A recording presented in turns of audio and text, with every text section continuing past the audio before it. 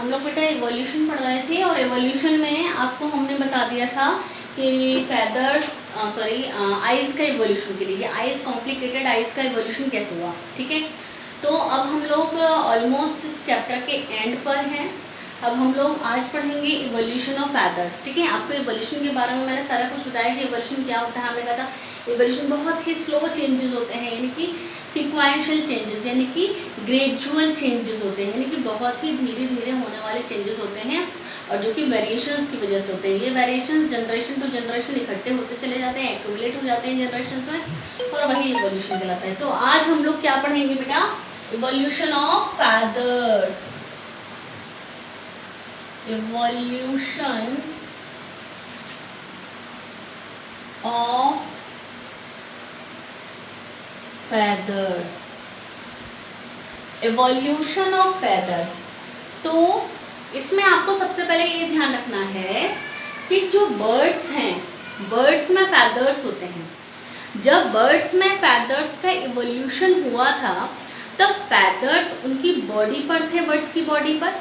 तो फैदर्स का एक्चुअली काम क्या था, फैदर किस पर्पस से थे बर्ड्स में फैदर्स का इवोल्यूशन हुआ तो बर्ड्स उसको फैदर्स का क्या यूज़ करते थे। बर्ड्स में फैदर्स का यूज़ था बॉडी में इंसुलेटर, मतलब इंसुलेटर का काम करना। किस चीज़ का काम करना, इंसुलेटर्स के पर्पज से, तो गर्मी देती थी उनको, समझ लीजिए आप इतना, ठीक है। तो बाद में धीरे धीरे जैसे जैसे और इवोल्यूशन बढ़ता चला गया, बर्ड्स ने अपन उन फैदर्स को उड़ने के लिए यूज़ करना शुरू कर दिया। तो जब बर्ड्स ने उन फैदर्स को उड़ने के लिए यानी फ्लाइंग के लिए यूज़ करना शुरू करा, तब साइंटिस्ट ने सोचा कि इसका मतलब कि ये बर्ड्स रेप्टाइल्स के ही ऑफस्प्रिंग्स हैं, यानी बर्ड्स और रेप्टाइल्स में कनेक्शन है, यानी बर्ड्स का एवोल्यूशन रेप्टाइल्स से हुआ है। साइंटिस्ट ने यही सोचा कि बर्ड्स का एवोल्यूशन रेप्टाइल्स से हुआ है। क्यों ऐसे सोचा, क्योंकि जब पहले डायनासोर्स हुआ करते थे तो डायनासोर्स के फैदर्स थे। डायनासोर्स के क्या थे बेटा, फैदर्स थे। और डायनासोर के फैदर्स, तो डायनासोर क्या थे, रेप्टाइल्स थे। डायनासोर क्या थे, रेप्टाइल्स थे। तो फैदर्स डायनासोर में भी थे और फैदर्स बर्ड्स में भी इन्वॉल्व हो गए थे। ऐसा समझा जाता है कि बर्ड्स का एवोल्यूशन रेप्टाइल्स से ही हुआ है। बात समझ में आ रही है। तो इस तरीके से हम कोई भी कैरेक्टर मैच होता हुआ देखते हैं ना, तो उसी से आइडिया लगा लिया जाता है कि यस इसके एंसेस्टर्स ये हो सकते हैं, इसके पूर्वज ये हो सकते हैं, इसका एवोल्यूशन इससे हुआ होगा, ऐसा सोचते हैं साइंटिस्ट। तो हम लोग वही बात करेंगे कि फेदर्स का एवोल्यूशन किस पर्पज से हुआ था, ठीक है।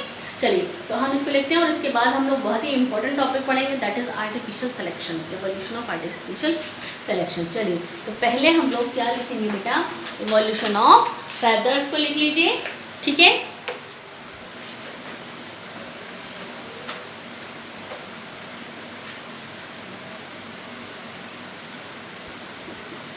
Birds evolve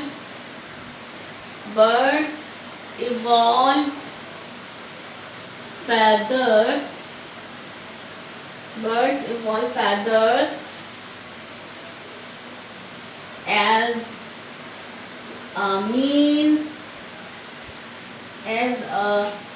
of providing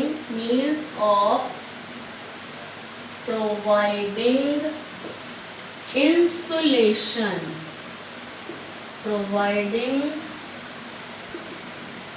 providing insulation to their bodies, in cold weather, cold weather में इनको इंसुलेशन का काम करते थे ये फेदर्स, ठीक है, cold weather. But later on these feathers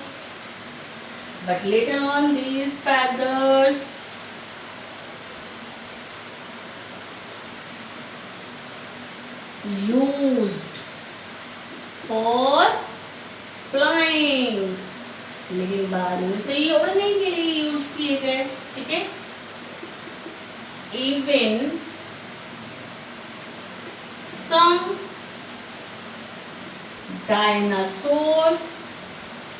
dinosaurs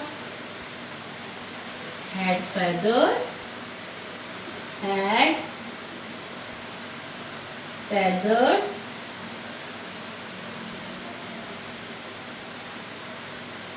but they could not fly. उड़ते नहीं थे वो, feathers थे पर वो उड़ते नहीं थे. Could not fly by using these feathers. ठीक है, birds ऐसे लिख लीजिए. Later on birds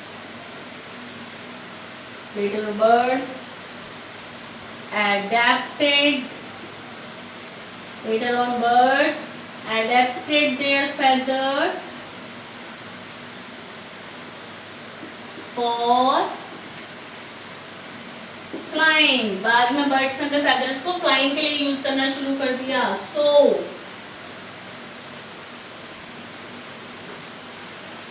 So birds and reptiles are closely related. क्योंकि feathers तो उनके भी थे, डायनासोर्स के भी थे, लेकिन डायनासोर उड़ते नहीं थे, feathers थे तब भी, इंसुलेशन का ही काम करते. तो बर्ड्स में भी पहले यही था, बर्ड्स भी feathers को इंसुलेशन के लिए यूज करती थी. तो फ्लाइंग के लिए बाद में यूज होना शुरू हुआ. तो ऐसा समझा जाता है कि ये जो feathers हैं, feathers का एवोल्यूशन बर्ड्स में पहले इंसुलेशन के लिए हुआ था यूज़, और बाद में बर्ड्स और अडेप्ट हुई एनवायरनमेंट के अकॉर्डिंग, तो उनमें ये feathers का यूज़ फ्लाइंग के लिए होने लगा था. ठीक है, तो ये हमने पढ़ा इवोल्यूशन ऑफ feathers. ठीक, अब हम इम्पोर्टेंट टॉपिक पढ़ने जा रहे हैं, that is evolution of artificial selection. बहुत ही इंपॉर्टेंट टॉपिक है.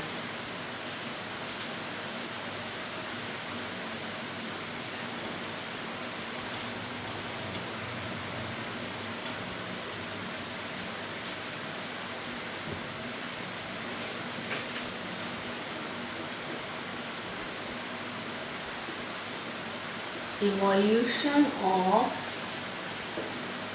artificial selection.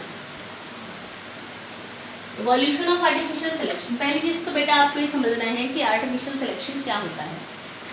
आर्टिफिशियल सिलेक्शन का मतलब होता है, देखो अभी आपने क्या पढ़ा था, नेचुरल सिलेक्शन पढ़ा था ना, डार्विन की थ्योरी पढ़ी थी ना आपने. डार्विन ने थ्योरी दी थी नेचुरल सिलेक्शन, तो आपको बताया था कि नेचर के अकॉर्डिंग सिलेक्शन होता है. नेचर सेलेक्ट करता है किसी भी ऑर्गेनिज्म को, यानी कि उस ऑर्गेनिज्म की बॉडी में कुछ एडेप्टेशन होते हैं और उसका स्ट्रक्चर चेंज हो जाता है, तो नई स्पीशीज़ बन जाती है. नई स्पीशीज़ कैसे बनी, एनवायरनमेंट के लिए एडेप्ट हुआ. लेकिन हम तो यहाँ पर आर्टिफिशियल सिलेक्शन पढ़ने जा रहे हैं. आर्टिफिशियल सिलेक्शन मतलब अपने आप कुछ नहीं हुआ है, आर्टिफिशियली चेंज किया गया है किसी भी ऑर्गेनिज्म को. तो एक्चुअली हम लोग यहाँ पर क्या पढ़ेंगे, आर्टिफिशियल सिलेक्शन प्लांट्स में पढ़ेंगे. आर्टिफिशियल सिलेक्शन किस में पढ़ेंगे, प्लांट्स में पढ़ेंगे. बेटा प्लांट्स में आपने देखिए रिप्रोडक्शन तो पढ़ी है, आपने पॉलिनेशन पढ़ी है, सेल्फ पॉलिनेशन, क्रॉस पॉलिनेशन करा. प्लांट्स में अपने आप होता है ना, क्रॉस पॉलिनेशन प्लांट्स में अपने आप होता है. लेकिन अगर ये क्रॉस पॉलिनेशन हम लोग आर्टिफिशियली करवा देते हैं, क्रॉस पॉलिनेशन अगर हम लोग आर्टिफिशियली करवा देते हैं तो ये कहलाता है artificial selection. Naturally cross pollination नहीं हो रहा, आर्टिफिशियल क्रॉस पॉलिनेशन हो रहा है. तो इस तरीके से आर्टिफिशियल सिलेक्शन के थ्रू बहुत सारी वेजिटेबल्स को बनाया गया है. बहुत सारी वेजिटेबल्स एक ही वैरायटी, मतलब एक ही वेजिटेबल की बहुत सारी वैरायटी बना दी गई हैं आर्टिफिशियल सिलेक्शन के थ्रू. आर्टिफिशियल सिलेक्शन के थ्रू एक ही वेजिटेबल की बहुत सारी वैरायटीज़ बनाई गई हैं. जैसे कि मैं आपको बताऊं, जंगली जितने भी वाइल्ड वैरायटी होती है ना किसी भी वेजिटेबल, देखो बेटा किसी ना किसी, मतलब जितने भी हम लोग वेजिटेबल्स खाते हैं, फ्रूट्स खाते हैं, हर एक प्लांट का एक वाइल्ड वैरायटी ज़रूर होती है. हर एक प्लांट की एक वाइल्ड वैरायटी ज़रूर होती है जो कि जंगल में मिलती है, जिसको कि लोग नहीं खाते हैं. जिसको कि लोग नहीं खाते हैं। वो वाइल्ड वैरायटी में कोई ना कोई ऐसे कैरेक्टरिस्टिक फीचर्स होते हैं जो कि अच्छे होते हैं, कुछ अच्छे होते हैं, कुछ बुरे भी होते हैं। तो आर्टिफिशियल सिलेक्शन में क्या किया गया? आर्टिफिशियल सिलेक्शन, जैसे मैं आपको एग्जाम्पल जो लिखवाऊंगी, मैं आपको वो एग्जाम्पल लिखाऊंगी। पत्ता गोभी जानते हैं आप लोग, कैबेज पत्ता गोभी, जंगली पत्ता गोभी में चेंजेस कर दिए गए, यानी कि उसका पॉलिनेशन किसी दूसरे से करवा दिया गया, क्रॉस पॉलिनेशन करा दिया गया, जीन्स में चेंजेस कर दिए गए। उस वाइल्ड कैबेज से बहुत सारी सब्जियां अलग अलग वैरायटी की बना दी गई। वाइल्ड कैबेज की ही वैरायटी क्या क्या बना दी गई? ब्रोकली, अगर आपने सुना होगा, ब्रोकली और कॉलीफ्लावर, वो भी आपने सुना है, उसी की वैरायटी है। ब्रोकली, कैले, कोलराबी, ये सब सब्जियां हैं। गांठ गोभी आपने सुना है, गांठ गोभी गांठ के जैसा होता है, पत्ते होते हैं उसमें गांठ के जैसा होता है, वो वाइल्ड कैबेज से ही बनाया गया है। ठीक है, तो यहाँ पर आपको यही पढ़ना है कि आर्टिफिशियल सिलेक्शन का मतलब था आर्टिफिशियली क्रॉस पॉलिनेशन करवाया गया, जिससे कि प्लांट की बहुत सारी, एक ही प्लांट की बहुत सारी वैरायटीज़ को बनाया जा सकता है। It is called the artificial selection. इसके एग्जाम्पल्स बहुत पूछे जाते हैं बेटा। ठीक है, चलिए तो हम इसके बारे में लिख लेते हैं कि आर्टिफिशियल सिलेक्शन एक्चुअली क्या है।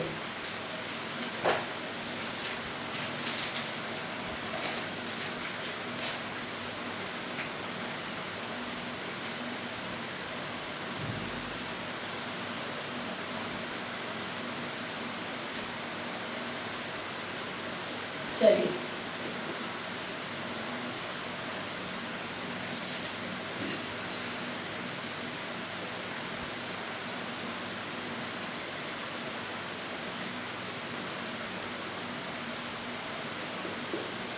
artificial selection is the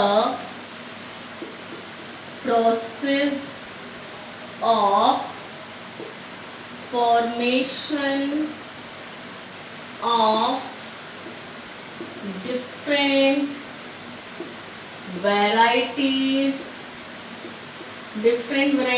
of plants by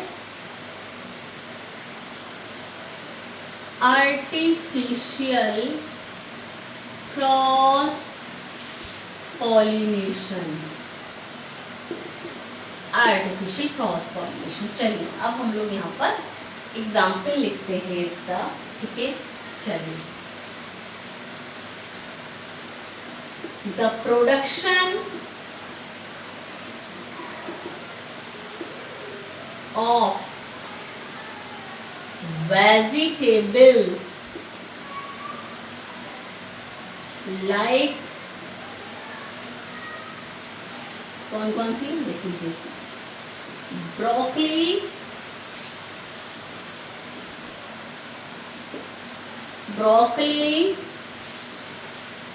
सुना होगा आपने ब्रोकली,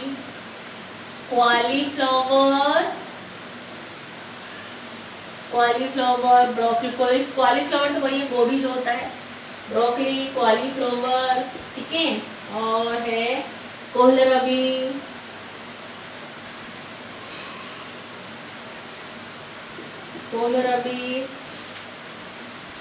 एंड कैले। ये नाम आपको याद करने, ब्रोकली, कॉलीफ्लावर, कोहलरबी एंड कैले। ठीक, अब आगे लिख लीजिए,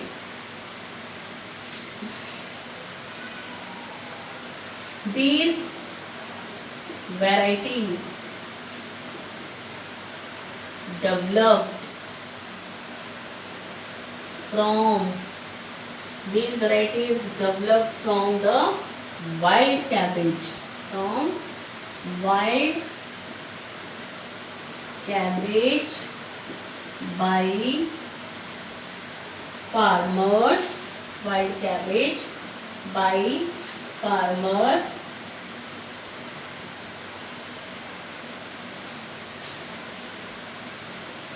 by farmers, ठीक है, इतना ध्यान रखिएगा आप। ये एग्जाम्पल्स इसके इम्पोर्टेंट है बेटा।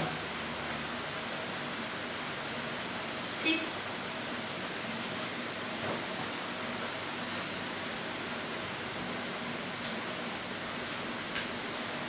ठीक है, तो ये हमने आर्टिफिशियल सिलेक्शन में पढ़ना था बेटा। मेन चीज़ है इसकी, ये एग्जाम्पल से आते हैं, ये पूछे जाते हैं। तो आर्टिफिशियल सिलेक्शन आप लोग समझो बेटा। आर्टिफिशियल सिलेक्शन क्या होता है? आर्टिफिशियल सिलेक्शन का मतलब होता है आर्टिफिशियली क्रॉस पोलिनेशन करवाकर या जीन्स में चेंजेस करके आर्टिफिशियल सिलेक्शन को किया जाता है। ठीक है,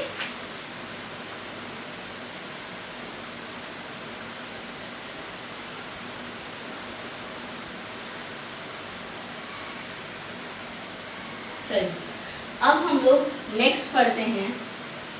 एक क्वेश्चन पूछा जाता है कि जो इवोल्यूशन है, क्या आप इवोल्यूशन को प्रोग्रेस कहेंगे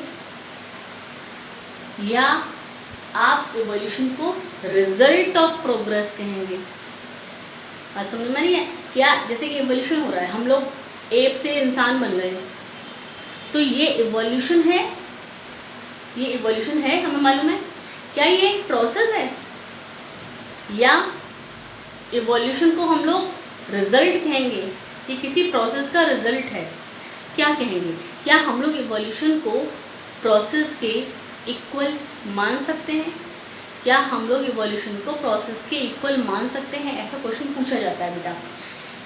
क्वेश्चन ये पूछा जाता है कि is the evolution equated to the progress?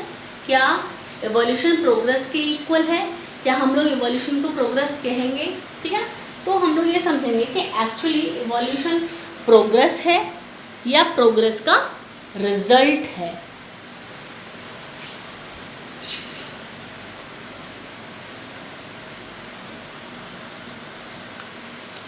ठीक है, तो हम लोग नेक्स्ट पढ़ेंगे evolution should not be equated with progress.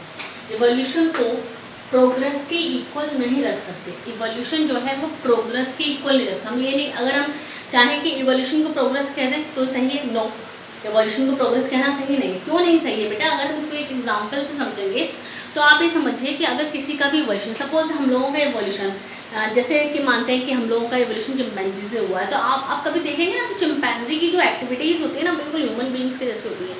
Human beings के जैसी ही एक्टिविटीज़ होंगे, आप ह्यूमन बींग्स किसी भी तरीके की एक्टिविटीज़ करेंगे, सेम आपकी नकल करेगा चिंपैंजी। इसका मतलब ये है कि हम लोग ये मान सकते हैं कि चिंपैंजी जो है वो ह्यूमन बींग्स के एंसेस्टर्स हैं। एक्चुअली हम लोग ये नहीं कह सकते कि चिंपैंजी से हमारा एवोल्यूशन हुआ है, चिंपैंजी से हमारे कैरेक्टरिस्टिक्स मिलते हैं, लेकिन हम लोग ये तो नहीं कह सकते कि चिंपैंजी से ही हमारा एवोल्यूशन हुआ है। ठीक है, देखिए हम लोग एवोल्यूशन को प्रोग्रेस इसीलिए नहीं कह सकते क्योंकि एक्चुअली क्या है कि इवोल्यूशन हो गया तो एक नई स्पीशीज़ बन जाती है।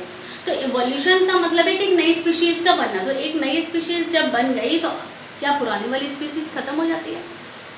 सपोज़ पुरानी वाली स्पीशीज़ ख़त्म हो जाती है या पुरानी स्पीशीज़ बनी भी रहती है उस समय में, तो हम लोग उसको क्या कहेंगे कि भाई इसका एवोल्यूशन इससे हुआ है या किसी भी स्पीशीज़ का एवोल्यूशन इससे हुआ, तो हम लोग उसको ये कहेंगे कि प्रोग्रेस हो गई भाई इसकी। No, this is not the progress. ये कोई प्रोग्रेस नहीं है, एक्चुअली ये प्रोग्रेस का रिजल्ट है। कोई स्पीशीज़ बन गई, उसमें ऐसे कॉम्प्लेक्स चेंजेस आ गए कि जो कि पहले वाली स्पीशीज़ में नहीं थे, बहुत अच्छे चेंजेस आ गए, प्रोग्रेस तो हुई। लेकिन हम लोग इवोल्यूशन को प्रोग्रेस तो नहीं कह सकते, हम लोग इवोल्यूशन को प्रोग्रेस नहीं कह सकते क्योंकि जो कैरेक्टरिस्टिक्स उसमें दिख रहे हैं तो वो आगे और भी चेंज होंगे, प्रोग्रेस तो होती चली जा रही है। That is the result of progress. क्या है ये?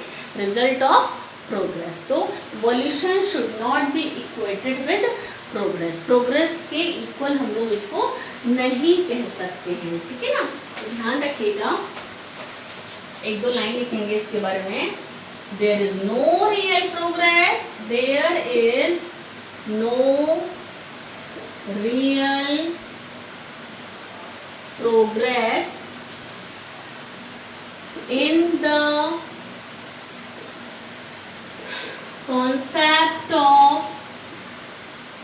the concept of evolution. Evolution is just the production of diversity, just the production of diversity of life forms, of life forms,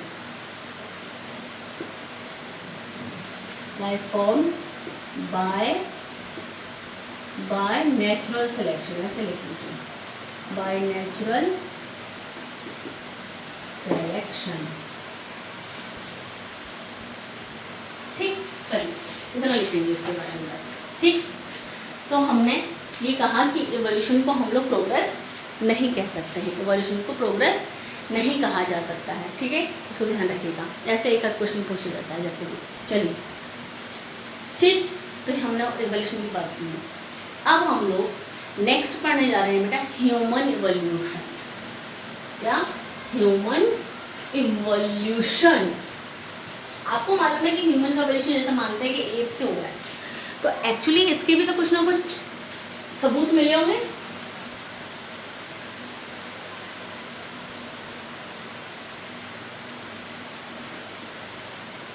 human evolution, actually इसके भी तो कुछ ना कुछ सबूत मिले होंगे। ऐसा समझा जाता है कि ह्यूमन का इवोल्यूशन एप से हुआ है, तो हमें इसके प्रमाण, इसकी सबूत, इसके एविडेंसेस कहाँ से मिले? ऐसा माना जाता है कि ह्यूमन के ना सबसे पहले फुटप्रिंट्स जो मिले थे, फुटप्रिंट्स ह्यूमन के, वो साउथ अफ्रीका में मिले थे। ह्यूमन के जो फुटप्रिंट्स थे वो साउथ अफ्रीका में मिले थे, ऐसा माना जाता है। तो ह्यूमन के फुटप्रिंट्स जो साउथ अफ्रीका में मिले थे, तो ऐसा समझा जाता है कि साउथ अफ्रीका के ही हम लोग हैं सारे, हम लोग सभी साउथ अफ्रीका से ही निकले हैं, हमारे फुटप्रिंट्स वहाँ मिले, यानी कि सारे ह्यूमंस वहीं थे साउथ अफ्रीका में। तो कुछ ह्यूमंस ऐसे हुए कि साउथ अफ्रीका से निकलकर अलग अलग डायरेक्शन में पहुँच गए, कुछ वहीं रह गए, कुछ अलग अलग डायरेक्शन में पहुँच गए। तो जो जिस डायरेक्शन में पहुँच गया उस डायरेक्शन में वहाँ के क्लाइमेट के अकॉर्डिंग उस ह्यूमन में इवोल्यूशन हो गया। आपको मालूम है कि चेंजेस होते हैं ना, हमने पढ़ा था जेनेटिक ड्रिफ्ट, पढ़ा था ना बेटा, चेंजेस होते हैं। तो अलग अलग डायरेक्शन में सारे ह्यूमन साउथ अफ्रीका से निकल कर चले गए, कुछ वहीं रह गए। जो वहाँ रह गए वो वहाँ के क्लाइमेट के अकॉर्डिंग दिखाई देने लग गए, अपीयरेंस उनका वहाँ के क्लाइमेट के अकॉर्डिंग हो गया। जो अलग अलग डायरेक्शंस में पहुँच गए वो अलग अलग तरीके के वहाँ के क्लाइमेट थे, तो वहाँ के क्लाइमेट के अकॉर्डिंग वो ह्यूमन बींग्स अलग अलग क्लाइमेट के अकॉर्डिंग अलग अलग दिखाई देना शुरू हो गए। ठीक है, तो इस तरीके से आपने देखा कि पूरे वर्ल्ड में ह्यूमन जो है वो अलग अलग दिखते हैं, कोई पतलूरे दिखते हैं, काले दिखते हैं, कोई नाटे दिखते हैं, कोई लंबे दिखते हैं। तो वहाँ के क्लाइमेट के अकॉर्डिंग उनका बॉडी अपीयरेंस हो जाता है। ठीक, तो इसका मतलब ये है कि हमारे फुटप्रिंट्स में ह्यूमन के फुटप्रिंट्स सबसे पहले कहाँ से मिले थे बेटा? ह्यूमन के फुटप्रिंट्स सबसे पहले मिले साउथ अफ्रीका में, और साउथ अफ्रीका से निकल कर सब अलग अलग दिशाओं में पहुँच गए और ह्यूमन इवॉल्व हो गए। ठीक,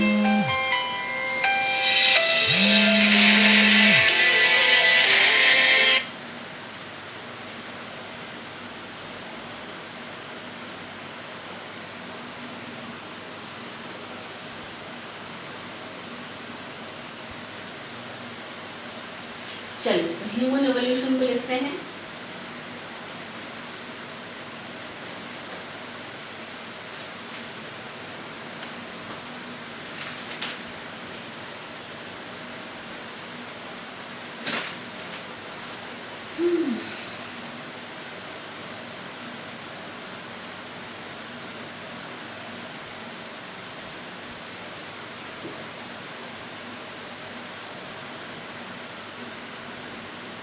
The human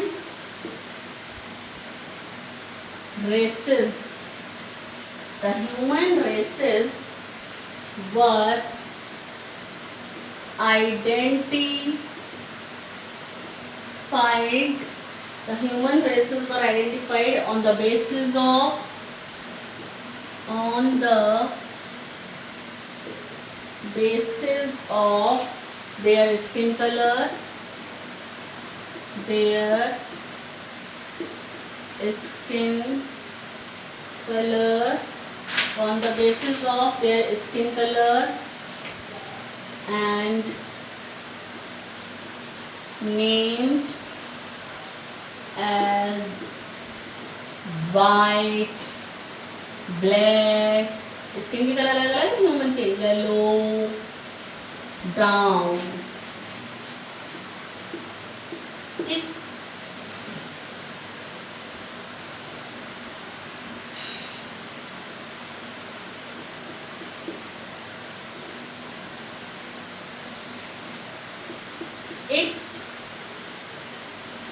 has now been established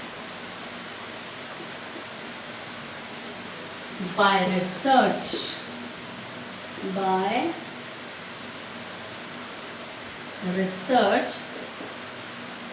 that earliest members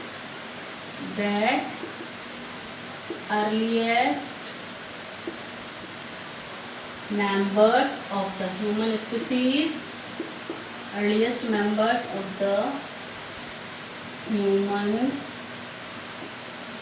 species Homo sapiens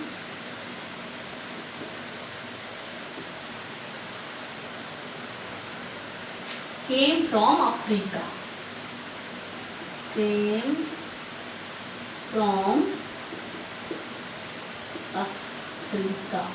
ठीक.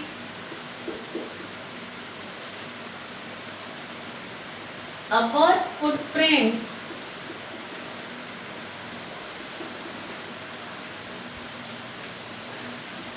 tell us that we have African roots. हम सभी में अफ्रीकन रूट्स हैं, हम सभी अफ्रीका से निकले हुए हैं. ठीक. After 100,000 years ago,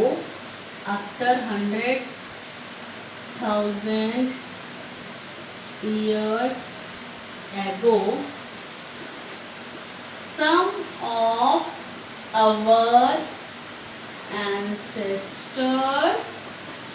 our ancestors left Africa. कुछ तो अफ्रीका को छोड़ गए.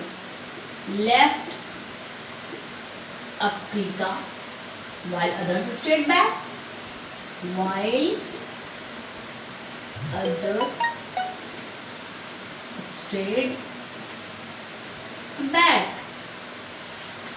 So those who left Africa, जो अफ्रीका से बाहर निकल आए, who left Africa slowly spread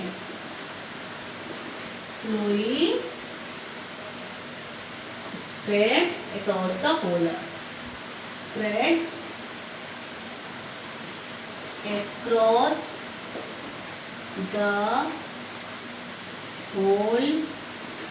earth.